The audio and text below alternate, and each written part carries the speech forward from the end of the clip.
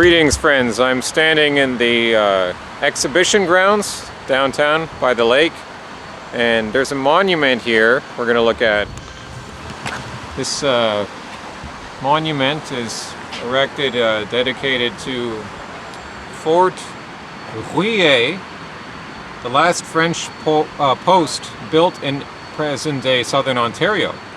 Fort Rouillé, more commonly known as Fort Toronto, was erected on this site in 1750 to 51. It was established by order of the Marquis de la Jonquière, governor of New France, to help strengthen French control of the Great Lakes, and was located here near an important portage.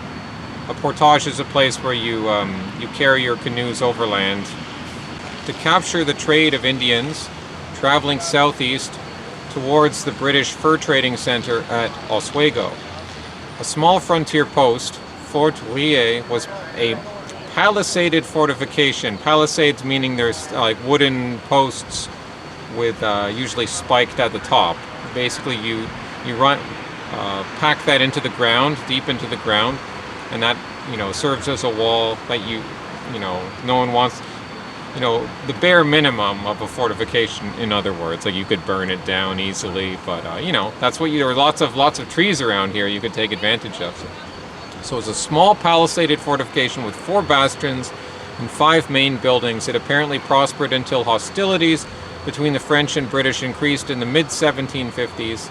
Following the capitulation of other French posts on Lake Ontario, Fort Rouillé was destroyed by its garrison in July 1759. That's because they would have been retreating because the French in Canada had been defeated at Quebec City, because that city had fallen, and later Montreal had fallen, so they were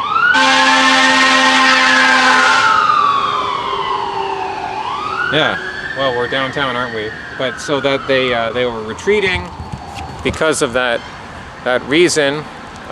This was, of course, the French and Indian War, or the 7 Years' War, as it's known in Europe, or is it the other way around? I forget. It's been a while since I read up on that conflict, but it was essentially a victory for the British, and they captured all of this territory here. So there weren't quite as many French settlers to displace. But they had a trading network that stretched all throughout the interior of the continent into the Mississippi River system. Like places like Detroit today have French names, and that system connected all the way down to the Gulf of Mexico, where there was a Cajun population. A little thing here, this shows you what it would have looked like, the outline of the fort itself. The concrete walkways in this area delineate the walls of Fort Rouillé. As we know, it just repeats the same information. So the concrete here, so it wasn't a very large site, but the edge of the concrete, I'm assuming, is where the palisade walls would have been. So this isn't very wide. It's only like, what, 20, 30, 40 yards across? I'm not sure. I'm not good at estimating width. But here on the map it says these would have been barracks, B and C, the guardhouse here, the store and the storekeeper, the officers' quarters, and the blacksmith, E. So they had a blacksmith in the walls. So it probably would have been a very crude place to live.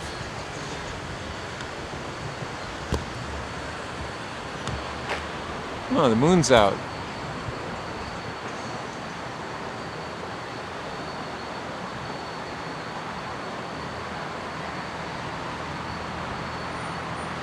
You can see the water. We're very close to the water.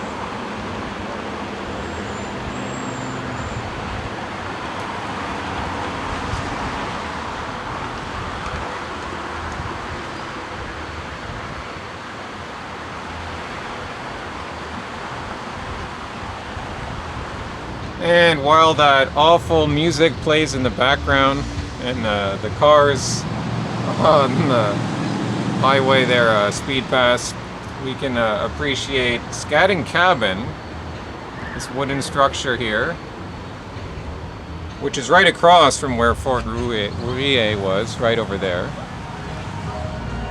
And And this information says this log cabin, Toronto's oldest known surviving house, was constructed for John Scatting in 1794 during the first years of British settlement. Scatting was a government clerk and close friend of Lieutenant Governor John Graves Simcoe.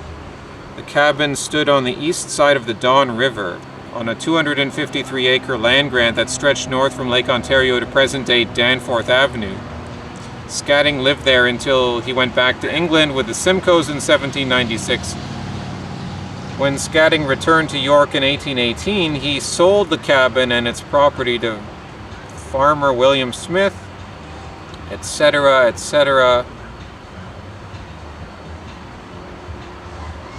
Oh, so it was dismantled in 1879. So it's not exactly totally preserved, but I guess they're saying those are the original timbers. But this was obviously moved here from several kilometers away, on the other side of the downtown. And I don't know, I guess it's not much.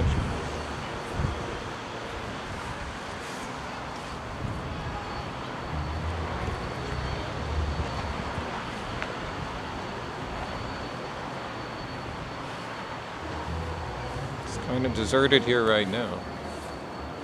I guess it's really not much. But whatever. Yeah, there it is, the kind of the oldest house in Toronto, but because it was moved and because it was reassembled, I mean, you know, that takes a bit of the authenticity out of it. But still, it does count for something. I would say that the oldest buildings in the city are still Fort York, because those buildings are still standing. But there's probably older buildings in Fort York, but well, Fort York is certainly the oldest 1812 era buildings that are still standing.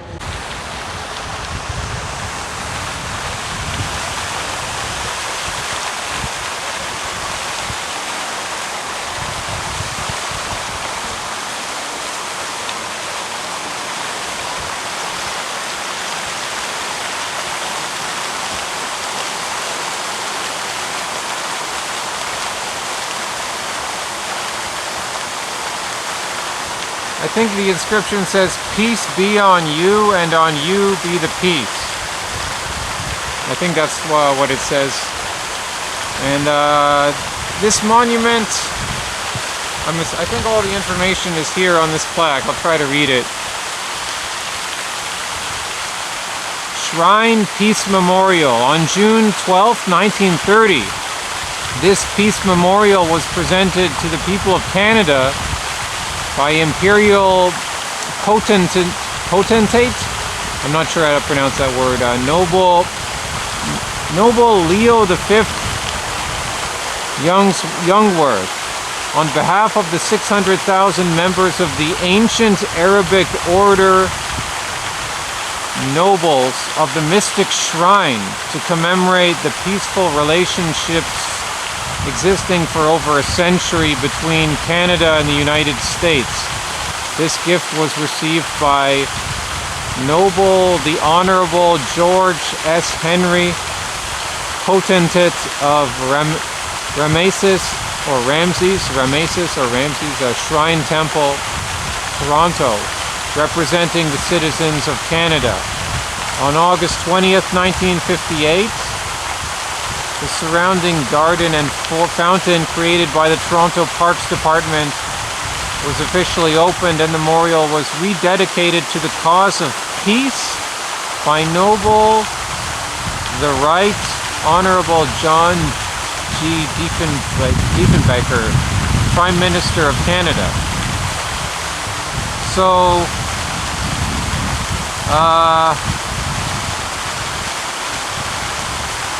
yeah, well, did someone scrawl those crosses there? Did someone... so is this Masonic? It seems to be kind of Masonic, isn't it? Maybe I'm pretty sure that this is some connection with something Masonic. or some sort of offshoot Masonic group, I don't know. And the whole Egyptian thing is weird.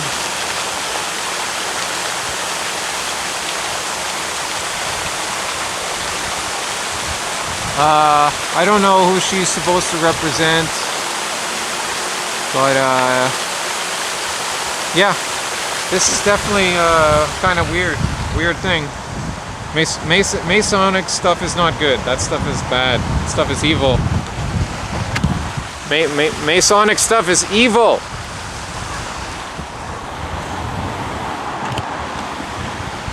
Oh look, there's a boat out there.